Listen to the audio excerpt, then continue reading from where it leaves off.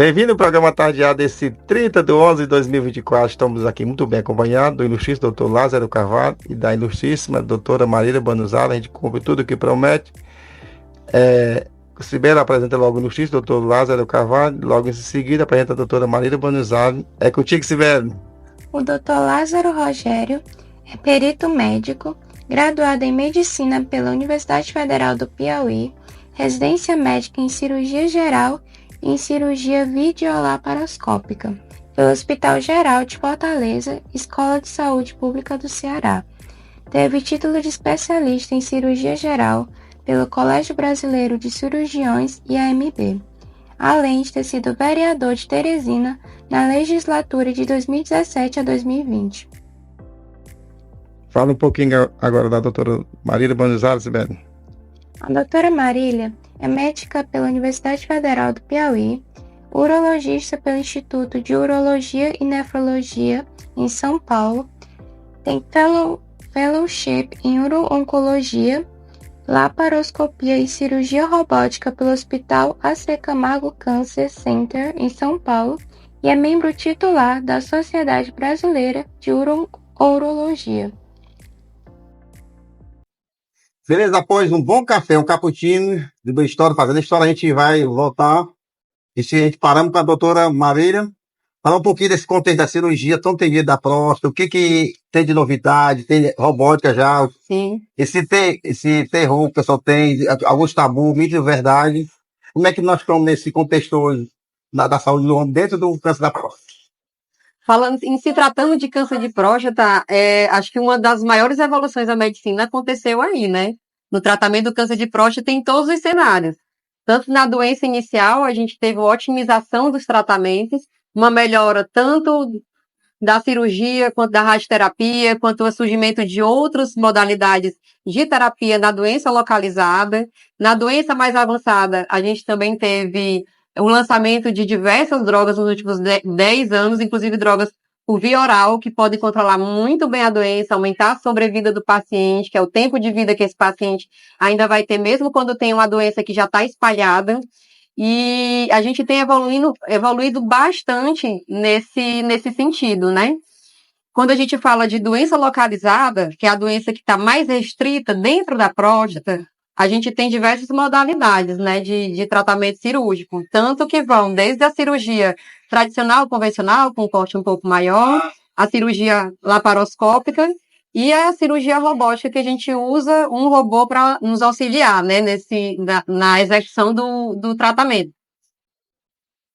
São cirurgias minimamente invasivas, que têm pequenos cortes, que vão ter uma recuperação mais rápida, menor perda sanguínea, um menor impacto sobre a funcionalidade do sistema reprodutor e urinário. Então, a gente vai ter uma recuperação da continência um pouco mais rápida, uma melhora da dissecção dos feixes nervosos, que são responsáveis aí pela ereção, que vai ter no pós-operatório.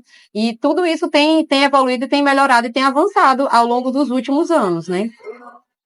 Você pode aprofundar no mesmo assunto, assim, quando o cara já chega bem avançado e diz, não é capaz de operar mais, como é que você vai dessa notícia que já demorou ir procurar o médico, já está num sistema bem avançado? É verdade. A gente tem que conscientizar o homem, porque o câncer de próstata ele dá uma janela muito grande de atuação do profissional, né, para você intervir. Alguns casos são catastróficos, né, mas são raros. Mas a grande maioria dos cânceres de próstata, eles vão levar em um período muito longo, desde o início daquela primeira célulazinha que sofreu ali uma transformação, tem um comportamento anômalo, até originar um tumor e originar metástase, que é responsável pela morte do paciente e pela queda, principalmente, da qualidade de vida. Então, a visita periódica ao urologista, né, voltando um pouquinho na questão da prevenção, ela é fundamental. Muitas vezes o paciente chega e diz assim, como é que eu faço para não ter câncer de próstata? Então, tudo aquilo que nós falamos aqui pode ajudar, mas não vai garantir, pela questão do fator genético. Um homem que tem uma história familiar, ele vai ter aí uma chance, pelo menos, 3 vezes maior do que quem não tem uma história familiar. Mas sempre vai ter essa possibilidade, por mais que ele faça tudo, né? Eu não vou enviar álcool, eu não vou eu não vou fumar, eu vou fazer atividade física. Muitos fazem isso, é perfeito minha alimentação, eu sou magro. E por que eu estou com isso, né? Então, a grande charada que eu acho é que a prevenção permite um diagnóstico precoce, você fazer um tratamento, né? É um tumor sólido, a base de todo tumor sólido no tratamento é a retirada cirúrgica daquela lesão. E quando a lesão é inicial, você consegue atingir aquilo que a gente chama de trifecta, que é o controle da doença, que é o principal, e os dois grandes temores do homem, que é a ereção, né, a sexualidade e a continência urinária. Então você consegue permitir isso aí, que isso aconteça. A medicina, a cirurgia para câncer de próstata, ela é uma cirurgia que ela é bem recente, né? Ela é bem recente. Tudo que você fala em cirurgia, digamos que tem 200 anos. Mas nós só fomos falar em cirurgia para câncer de próstata com um método assim estandartizado, bem estudado, uma técnica bem descrita, na década de 80. E aí ganha, ou seja, por quê? Porque realmente sempre foi um procedimento desafiador, né? Nós não tínhamos o diagnóstico precoce, nós não tínhamos o advento do PSA, que é um exame de sangue que é muito útil, na grande maioria das vezes ele vai apresentar uma elevação, mas o que a gente pode dizer, então, é que procura o urologista para fazer o diagnóstico precoce, mas o avançar da medicina tem permitido que pacientes que a gente não operava antes, nós estamos operando e beneficiando. E pacientes mesmo com doença avançada, que muitas vezes o paciente fica negligenciando. Eu tive um paciente, por exemplo, que ele consultou comigo 1 ano e meio antes, eu indiquei a cirurgia e ele ficou com medo de ficar com disfunção erétil. E ele voltou 1 ano e meio depois com disfunção erétil. E eu perguntei, você operou com quem? Ele, com ninguém. E ele morreu 6 meses depois. Então, assim, mas sempre resistente a qualquer forma de tratamento, com medo de ter a disfunção erétil. Então, paciente com câncer de próstata, que vai ser indicado uma cirurgia, ou qualquer forma de tratamento, não é não é definitivo que ele vai sofrer sem sequelas, não. Então, a medicina tem evoluído. Então, nós tivemos o salto, né? A própria cirurgia aberta, ela apresentou várias evoluções. Várias, ela não é a mesma de quando foi. A cirurgia laparoscópica, ela apresentou várias evoluções e cada uma delas era um salto. Ou seja, uma recuperação da continência mais rápida, menos tempo de sonda, menos sangramento e menores índices de disfunção erétil. E aí veio a robótica, que fica até mais fácil estandartizar até o próprio procedimento e ficou bem mais acessível para uma ampla gama de cirurgiões para realizar esse procedimento de forma adequada. Mas sempre a gente não pode esquecer que o diagnóstico precoce, né, a doença em estágio inicial, que a gente chama em oncologia T1, T2, né, que é restrita ao órgão, vai permitir você fazer um tratamento adequado. A prevenção também, tem muita discussão se vale a pena você rastreando uma grande população e os custos disso, mas hoje já é bem aceito que isso vale a pena, né? São políticas que têm que ser adotadas por todos os governos, porque você vai beneficiar realmente a população masculina, tratando mais precocemente e devolvendo ao homem a sua vida produtiva. E quando ela é de forma benigna, tipo assim, ela está crescida, tem que operar, vai causar o mesmo transtorno de disfunção erétil, não vai ser diferente? São doenças diferentes, né? Câncer de próstata, ele tem uma evolução lenta, né? Como o Lázaro bem explicou, então ele vai demorar a causar sintomas. Quando os pacientes vão ter sintomas que é decorrente pelo câncer de próstata, isso na verdade vai significar uma doença que muitas vezes já é uma doença avançada.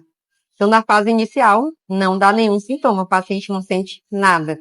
A doença que dá sintoma, mesmo já nas suas fases iniciais, é a hiperplasia prostática benigna, que é a doença do aumento da próstata.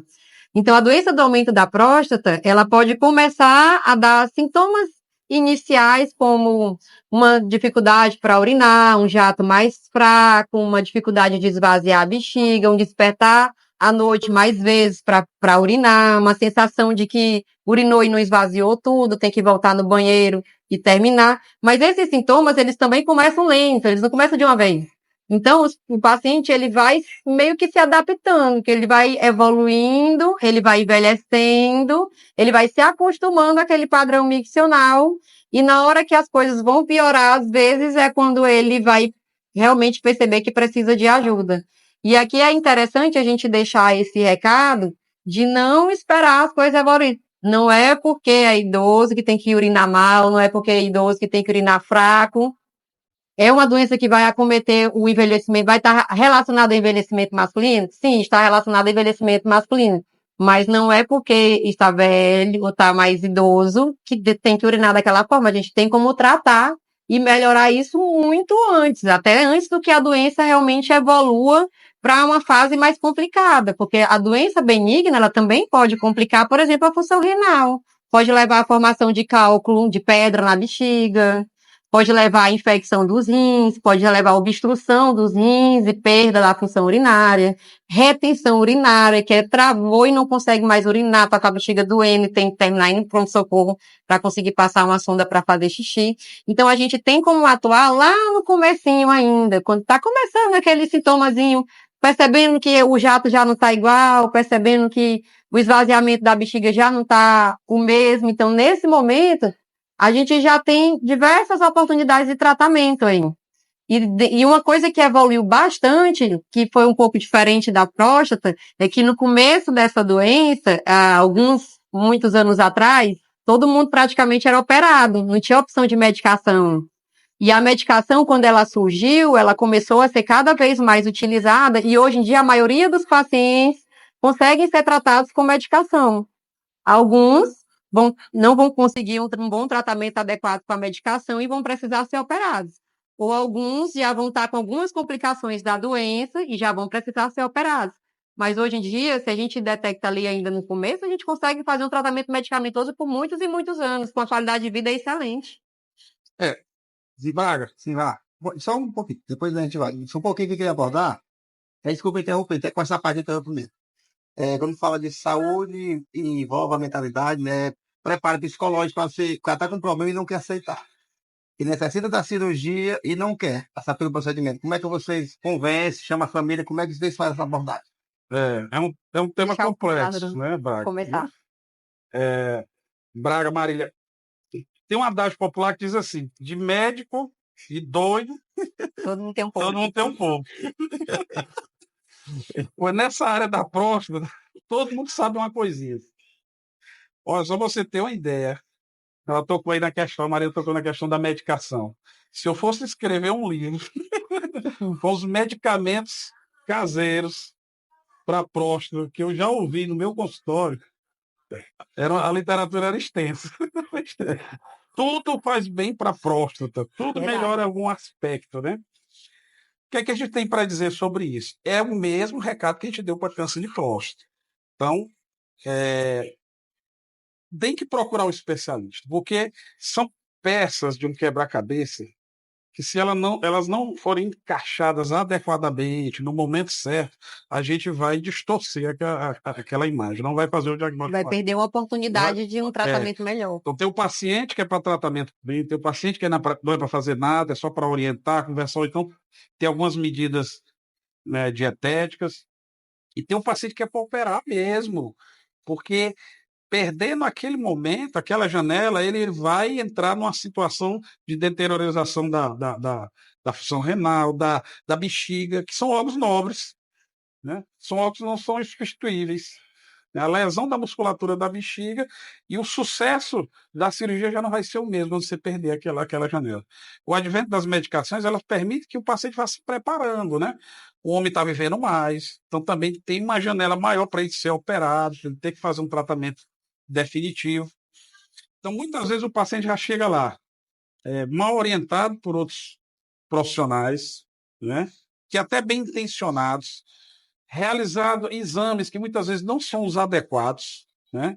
Um diagnóstico incorreto, por exemplo, ultrassom, o paciente faz um ultrassom, a próstata está pequena, mas não quer dizer que ele não esteja obstruído, que ele não esteja com uma dificuldade na micção pior até do que o vizinho dele que tem um ultrassom com a próstata maior. Porque são vários fatores que estão envolvidos nisso aí. Então, é importante ter um profissional gabaritado, né, experiente. Aqui em Teresina nós temos isso aí em abundância, com certeza. E deixar de lado o farmacêutico. Às vezes chega o paciente medicado pelo farmacêutico para eu dizer que o remédio do farmacêutico é pior do que o meu, porque o que ele passou, entendeu? Às vezes você faz uma medicação, tem um tempo para ela fazer efeito, aí ele vai no farmacêutico, ele passa lá uma bezetacil, resolver imediato, tô dizendo que ó, o doutor errou, é a bezetacil praticamente hoje. Então, assim, nós temos profissionais aqui gabaritados, você tem que confiar, né? Lógico, ter o histórico do profissional e confiar naquele, fazer aquilo que ele está recomendando, porque tudo tem o seu momento. Tem um momento de não fazer nada, um momento do medicamento e um momento de você fazer a intervenção. A pergunta é por dois, dentro do avanço tecnológico, o que é mito e o que é verdade? Com essa crescência da tecnologia que está em todo o segmento. O que nós podemos contar com essa tecnologia hoje dentro da área de vocês? Olha, eu posso dizer que o profissional, quando eu estou falando, só repetindo, profissional gabaritado, ele sempre vai ser o senhor, né? Daquele tratamento, fazer o diagnóstico adequado, isso aí, tecnologia não, eu não acredito que vai substituir um profissional experiente. Ele tem que fazer aquilo como ele foi treinado, é habilitado e os resultados positivos que ele entrega para a sociedade. Então isso é importante. Às vezes a pessoa também entra num... A medicina tem muito disso, né? A medicina é aquela ciência, muitas vezes, das verdades transitórias.